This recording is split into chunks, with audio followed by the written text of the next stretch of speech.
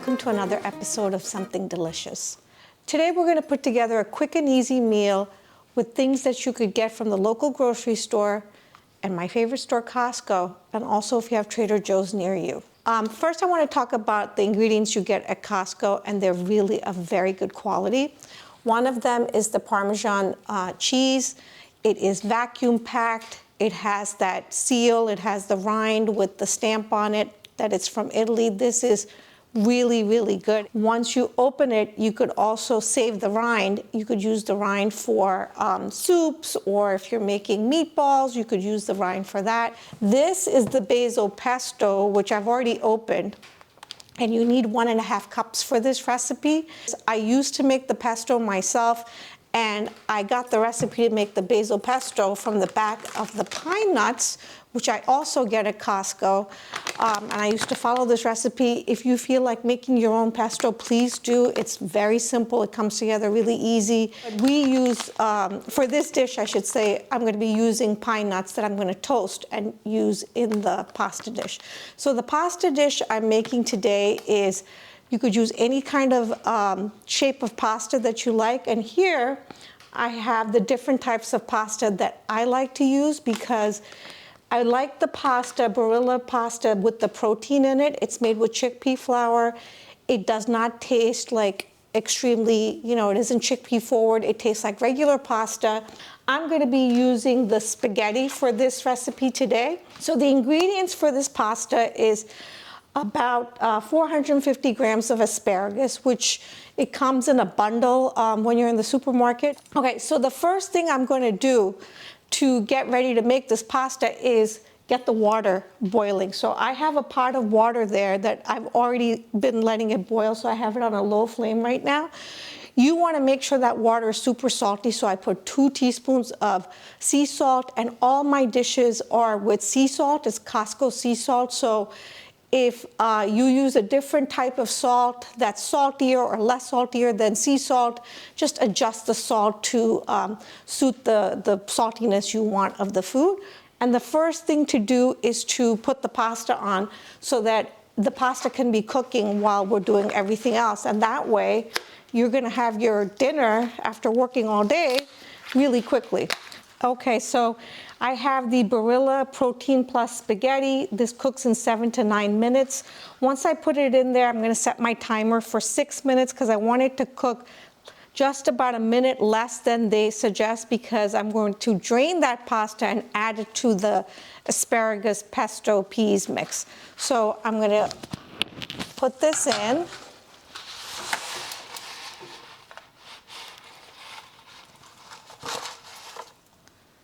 And stir this around a little bit.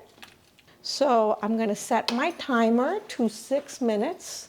And I also have a colander all ready so that when I'm going to drain this, it'll be quick and easy. I'm ready to go. So while this pasta is cooking, I'm going to prepare the rest of the ingredients. To toast the pine nuts, here, if you see here, I have my tablespoon measure, and there's just a little bit of oil in there. I'm just going to use that little bit of oil to toast the nuts, because the pine nuts already has oil in it that's going to come out. So we just need a little bit to coat the bottom of the pan to toast the nuts. And with pine nuts, if you're not watching it the entire time, if it could just like a minute, or I should say in seconds, it could turn black. So I'm going to just put a little bit of this oil over here, just so it's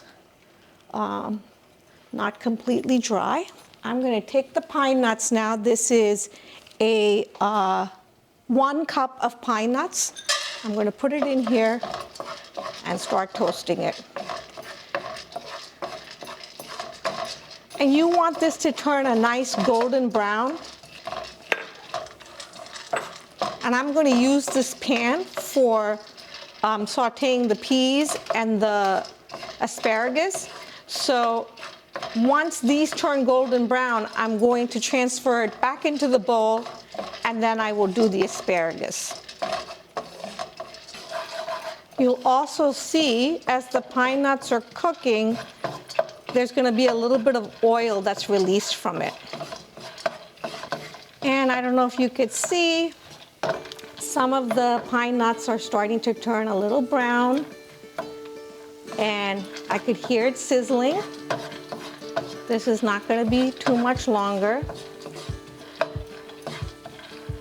It's important you toast this first and put it in the bowl when you're done, because if you try to saute the asparagus and the peas with the pine nuts will continue to brown, and that's going to affect your end product. So you want to take that pine nut out. I could feel the oil release from it. I'm shutting this off, and I'm going to pour this back into the bowl. So that's my timer saying that the pasta is ready. I'm going to go ahead and strain this in the sink. So I have a colander in the sink, and I'm putting all the pasta in there. Most of it is out. Shut the timer off. And then I'm just going to toss this, and I'm going to put it back in the pot until we're ready to add this to the asparagus and peas. Before I get started cutting the asparagus and showing you how to cut asparagus, just to let you know, after I cooked the pasta and I drained it and put it back in the pot, I added like a few drops of olive oil and tossed it so it wouldn't stick. So now when you look at asparagus, I'm going to show you the way I was taught by a professional chef.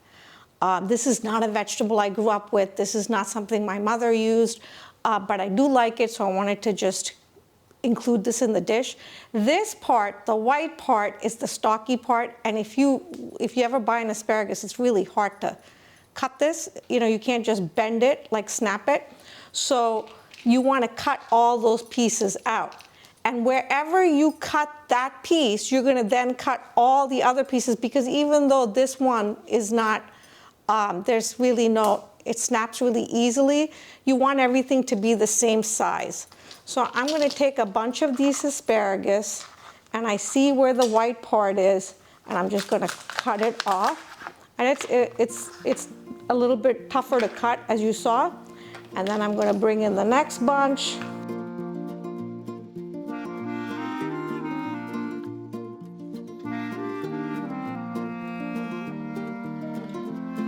Now, all of the pieces are going to be this big, so I'm just going to cut them like that and throw it in the pot.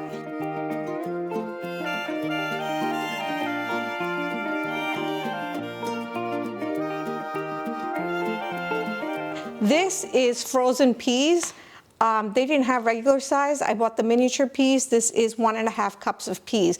This, for all intents and purposes, is cooked, so you don't need to add this till the end. So I also have 1 tablespoon of olive oil, 1 teaspoon of salt, and 1.5 teaspoons of black pepper. You don't want to add too much salt to this because the pesto already has all the salt in it. So this salt is just for the peas and the asparagus, and the pepper is going to help flavor everything. If you want to add more pepper, you can.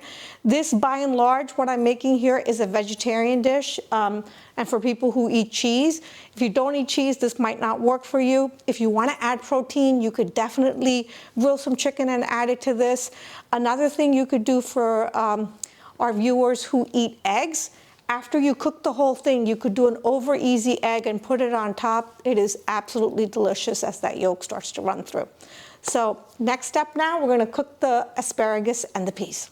So I'm pouring the 1 tablespoon of olive oil. I'm going to go ahead and add the asparagus.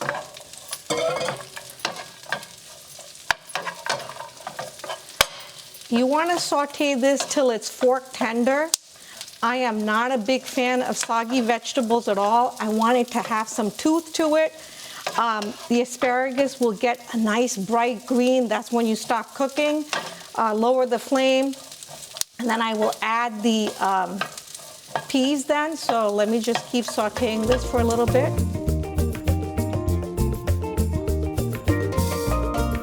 I'm going to put the lid on it for just a few minutes till it kind of steams a little bit. I'm gonna lower the flame a touch.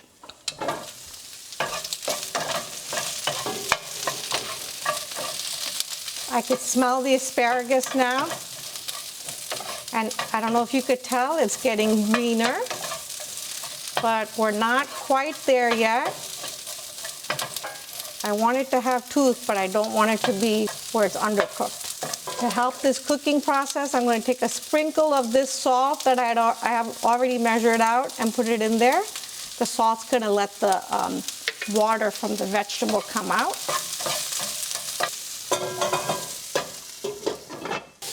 It's sizzling away now. I'm going to add the green peas. The rest of the salt. All the pepper. And give it a really good stir.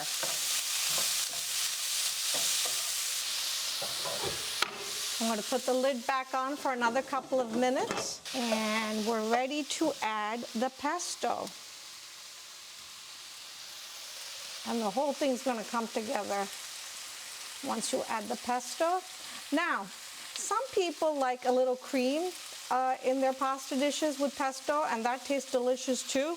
You could add, like, I would say about 3/4 of a cup of either half and half, or half a cup of heavy cream and half a cup of half and half, you know, just to make it even creamier.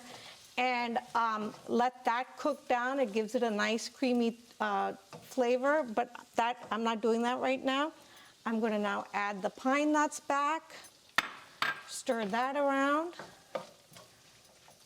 and then now I'm going to add the pasta.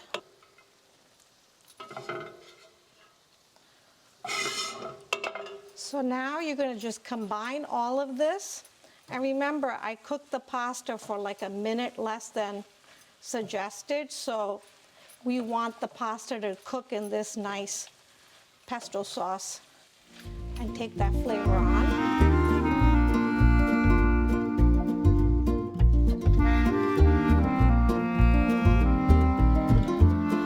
I'm going to just put the lid on this for about a minute or so because I'm going to finish tossing it all completely in a bigger bowl.